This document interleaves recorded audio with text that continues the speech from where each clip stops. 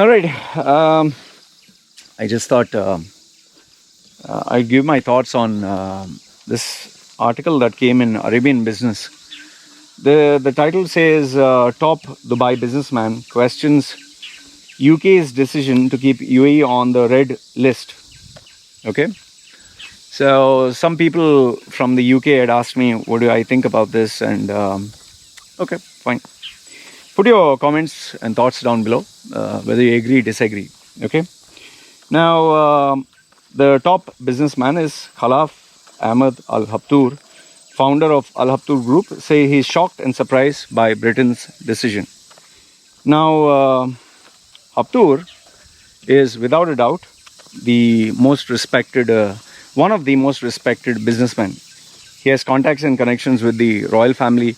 He literally knows everyone in the royal family, everybody. Okay. He has interacted with all of them on a very close basis. That is why even though he's slightly critical about some of the UAE's policies, they don't say anything, because end of the day they know that he means well, and he is a very important figure for UAE. Okay. And he has a very strong following, and when he says something, people actually listen.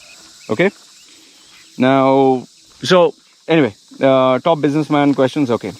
Experts say that UK's latest ruling, okay, would substantially dampen travel between Britain and UAE.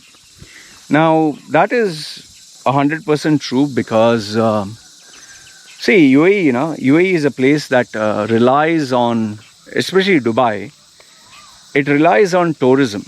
Okay, its oil revenues are hardly anything. Now, it doesn't rely on tourism in the way that people come and only spend money just to be there for a week. No, after people come down to Dubai, especially the Westerners, predominantly it was before the Westerners. Now when they realize that even Indians have money, or Asians have money, they have started to be a little bit flexible, slightly, but they can't be overly flexible, because there are too many. The population is too high, and there are too many poor people who like to fake it and come in, and they want, like they say, HNI crowd, high network individuals. And for Westerners, they see US dollar or euro or pounds. They want that. They want it to be a white man's paradise. Arabs have always had the fascination for whites. Okay. Through the world over, there's always a fascination for, like they say, the Gora. Okay. That is why even before it used to be very common, even a plumber and carpenter, even an electrician could become a director in UAE or the Middle East. But for an Indian, even if you have a PhD, even if you have a, I don't know, top rank education and experience, you will work in a very small, piddly position. They always had the fascination for whites, and people who have been in UAE know this for a fact. The racist attitude has changed a little bit, but the ignorance which they have is still very high. So he questioned, okay, Khalaf Ahmed Habtoor, founder of Habtoor Group, which runs and owns hotels in UAE and overseas, said he doesn't know what else the UAE could have done to warrant a place on UK's green or amber list, which makes travel much more easier after May 17th. See, there are two parts here. Habtoor, number one, he owns hotels. So if tourists don't come, his hotels don't make money. So obviously he'll feel the pinch. Okay, so he's not talking only from the goodness of his heart. He is feeling the pinch himself. He's a businessman, he wants money. The second thing is his loyalty to UAE, which is commendable. Because he loves his country, he wants the country to do well. But now he's saying, what more should the UAE have done to warrant? See, during the pandemic, every country is thinking only about themselves. Australia, they say, even to their own citizens, they say, you are in India, you stay there, don't come back. Why? Because you are adventurous, risk takers, you wanted to enjoy. Now if you are getting sick, you be sick there, enjoy by yourself. Enjoy the good times, suffer the bad times. Australia has done it. US has not made it easier. See, every country has to think of their own self-interest. So just as UAE is not going to be charitable to poorer countries, why should the UK be charitable to a country that is seeking its currency? So this clearly shows UAE needs UK more than UK needs UAE. In a video posted on Twitter, Al Abtur, who earlier said that he expects a double-digit growth across the board in his business group this year, despite the ongoing pandemic, said, "I was shocked and surprised that the United Arab Emirates was listed on the red list. I cannot understand this. There is no explanation." No, Mr. Abtur, there is a very simple explanation. UAE is a business hub that invites travelers from all over the world. Okay?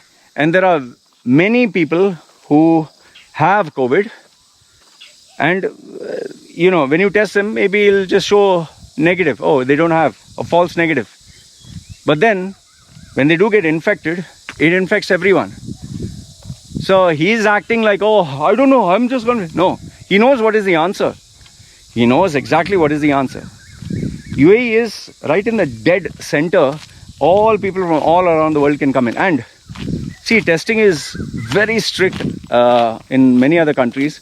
But when they come to Dubai, and I know this from people from US and UK who have already come to Dubai, who have taken my services, they said, once I landed in Dubai, nobody gave a fuck. Nobody was checking, nobody was nothing. Yes, you have to wear a mask. But I was like, oh, okay, go out.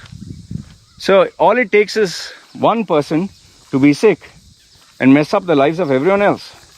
So he is acting like no explanation. That's nonsense. Not because we are allies with them or friends. Of course you are. But we are the number one of the vaccine. That's bullshit. Number one and number two. In that case, where is New Zealand? Who evaluated this number one? Which independent?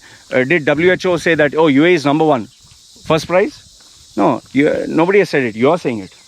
But we are number one, and we are number one to follow the rules. You are number one to follow the rules and regulations. What rules and regulations? Which rules and regulations? You can't follow Islamic principles itself. Alcohol. Is alcohol allowed in Islam? Yeah, but in Dubai it's allowed, right? What rules and regulations? Prostitution allowed? How many hotels have enough and more?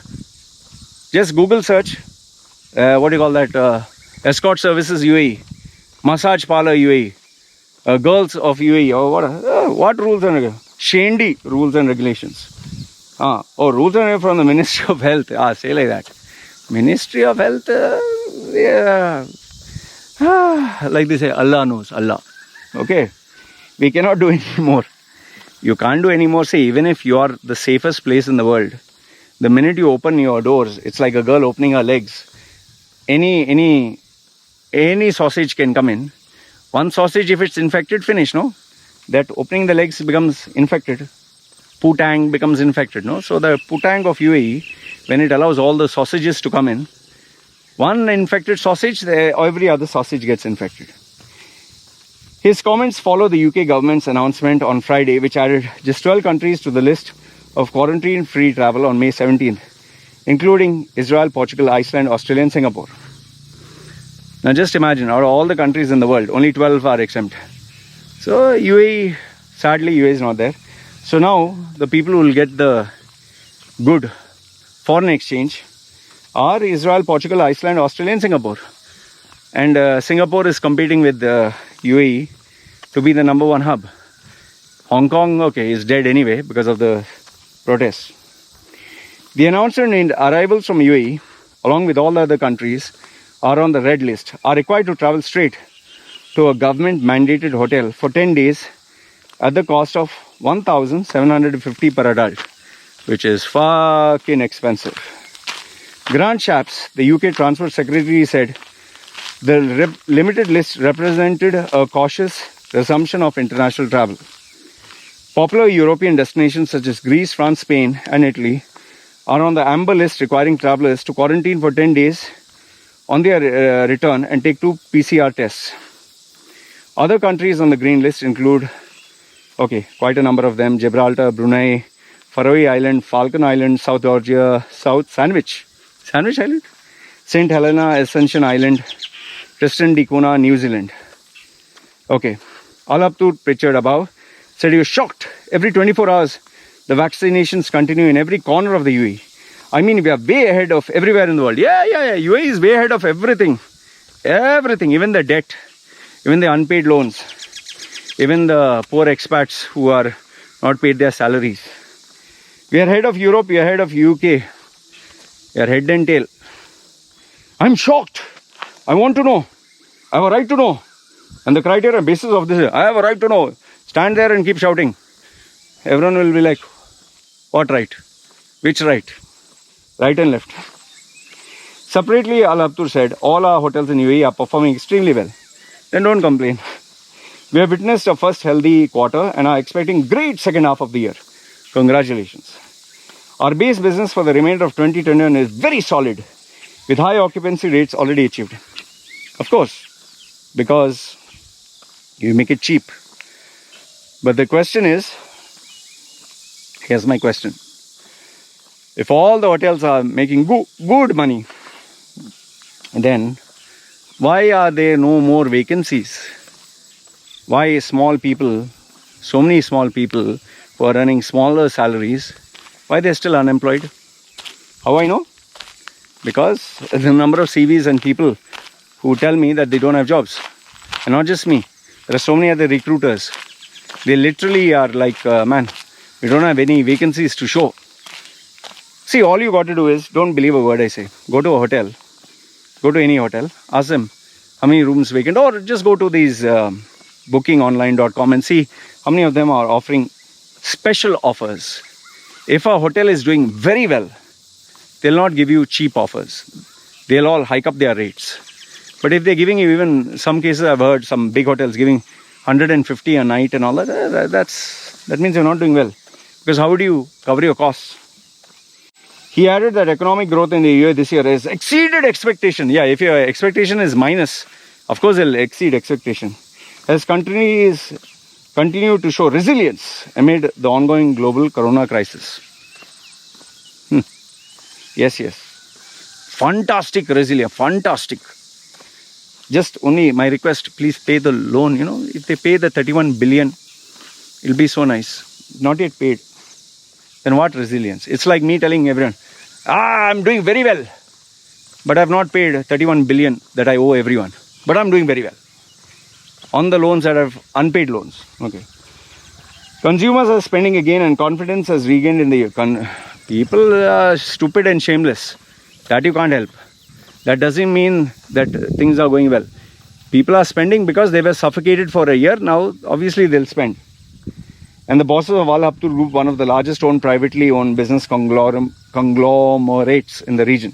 The good performance in Q1 is only the beginning. I expect double-digit growth from across the board of the group. With more than 10.6 million people vaccinated in the country, we are well on our way to returning normal. Yeah. Nobody is infected with COVID. Nobody is sick. Everyone is healthy.